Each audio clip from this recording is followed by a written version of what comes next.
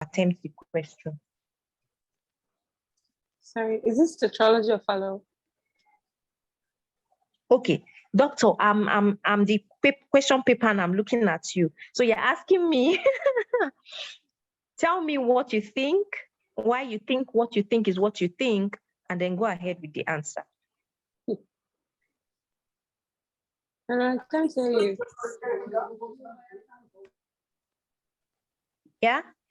Yeah, for me, I'll go with tetralogy of follows. Okay. So tell me why you are going with tetralogy of follow. Because there is boot shape of the heart. Beautiful, beautiful. So let's answer the question.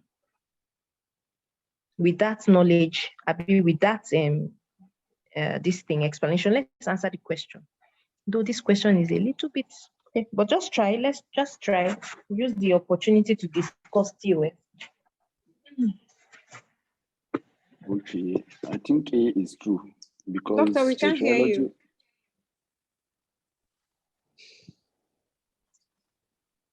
Go ahead. Somebody's answering the question. Just go.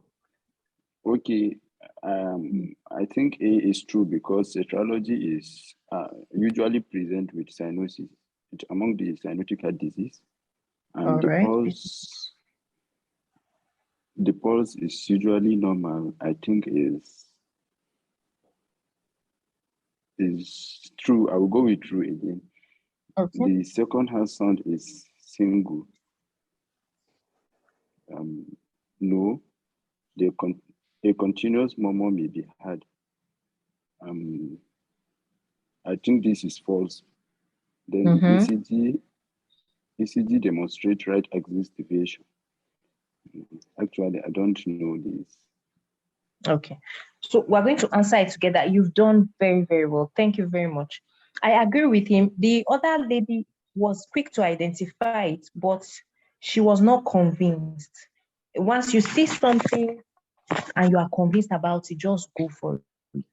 So she was very correct, but she was not very confident about it. So boot shaped heart, doesn't this thing look like a small boot? It does. You can see the leg of the boot, so to speak, and then the boot, you know, where the feet should be. So this is what looks like boot shaped. And when you see boot shaped, it's synonymous with TOF. Now, there are other cardiac silhouettes that we see or we expect. Let's get conversant with them. We have the snowman sign. When you see snowman sign on the X-ray, what are you thinking of, doctor?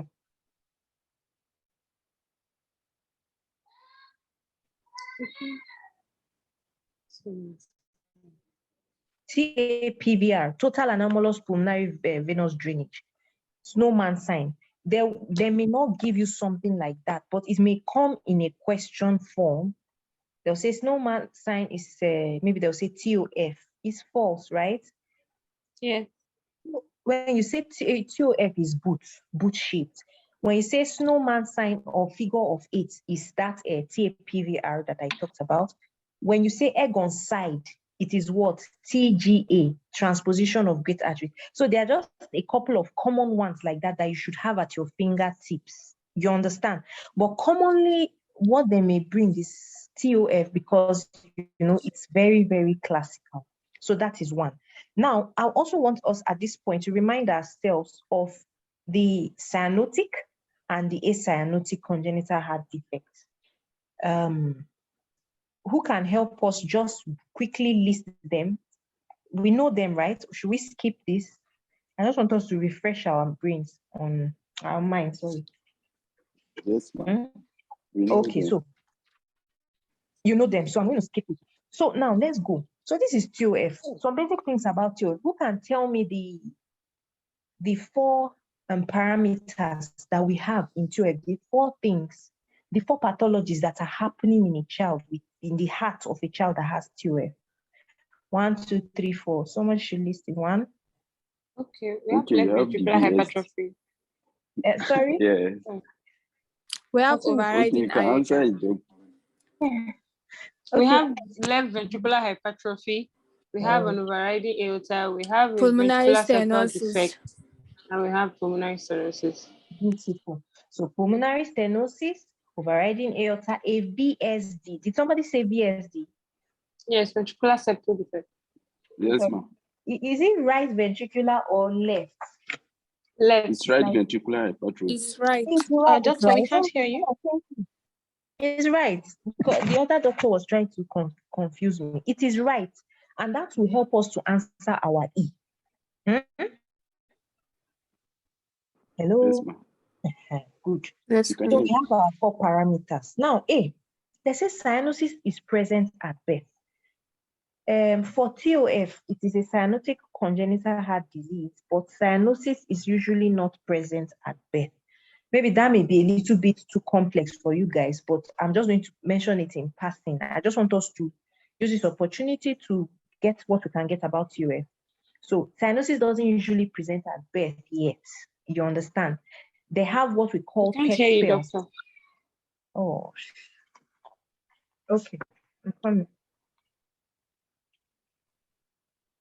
Can we hear me now? Yes. Okay, great. So I said, right, this TOF is not one of those heart conditions where you begin to have cyanosis immediately, in as much as it is a cyanotic congenital heart disease. Do you understand? They usually begin to have Yes, ma'am. that PET spell. Their cyanosis is usually due to that pulmonary stenosis. You know, blood is supposed to go through the pulmonary trunk into the lungs to be oxygenated, right? When they have that PET spell, then that pulmonary trunk will shrink, right? Blood is not going to be oxygenated. So cyanosis is not usually. Yes, ma'am. Good. The pulse is usually normal. Yes, there's nothing wrong with the pulse. You will have problems with the pulse when you're talking of what? Which of the heart conditions? Just guess. Let's move. Which of the heart conditions do you think you have problems with pulse and abnormal pulse? 2 of them.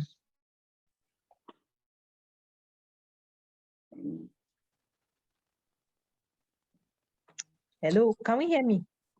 Yes, doctor, we can. Yes, ma'am. We can hear you. What do you think will happen in coarctation of the aorta? Would the pulse be normal, absent, small volume, or bounding? Delayed pulse. Bounding. Yeah, it will be. No, sorry, it will not be bounding. So let me explain. If you have coarctation, it means that aorta that is leaving the heart, it has kinked. Now, when you have a pipe, a hose, you connected the hose to a tap to fill a bucket somewhere. But then somebody tied a string at some point. What will happen to the area distal after that obstruction? When you feel it, assuming it's a vessel you are feeling for pulse there, will it be bounding? No. No, it will be small volume pulse. You won't even feel. Sometimes it may be absent, right? So cardiac conditions where you are going to have a problem with pulse, is that a coarctation of the aorta? And then what? PDA, patent ductus arteriosus. Patent ductus arteriosus, when you tap your dorsalis pedis, it is bounding. It is full volume because it's a hypervolemic state.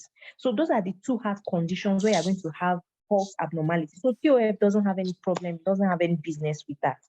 Then see, the second heart sound is single. Now, when we have first, second heart sound, third and fourth heart sound, I'm going to focus on first and second heart sound. Your first heart sound is due to closure of the AV. Now, your second heart sound is from the pulmonary and aortic.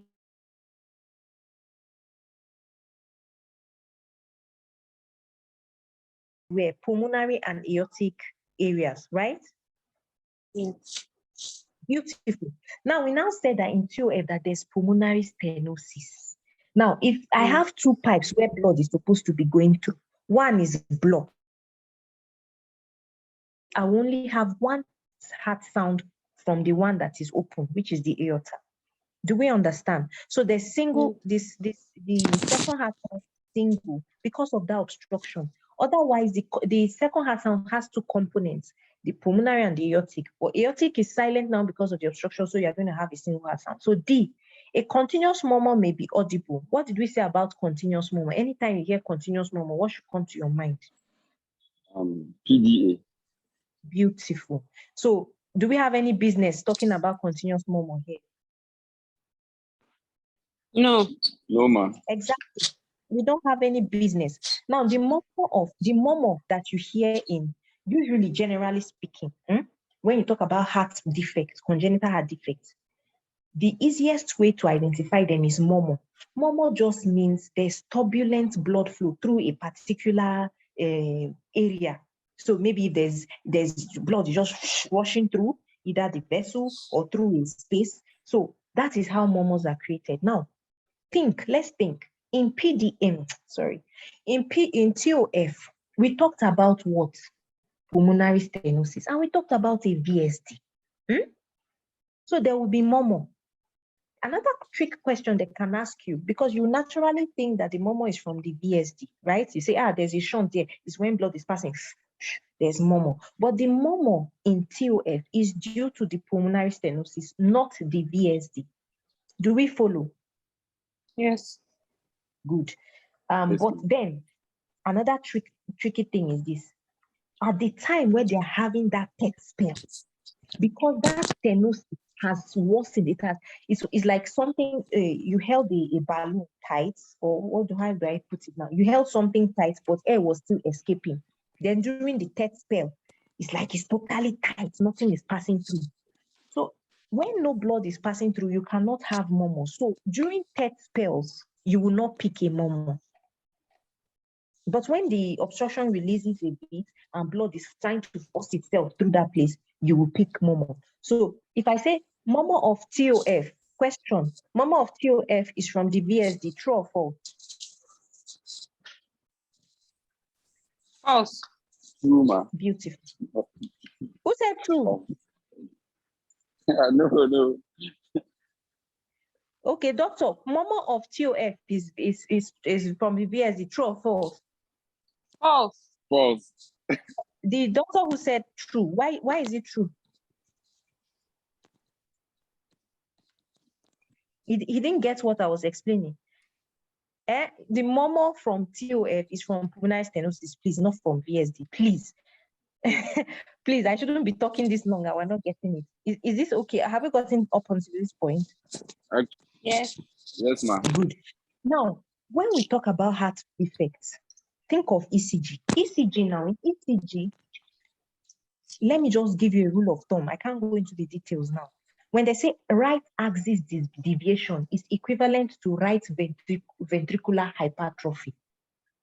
Not really, but that's just a rule of thumb. It's a trick way to answer it. So you do your ECG, you see right axis deviation.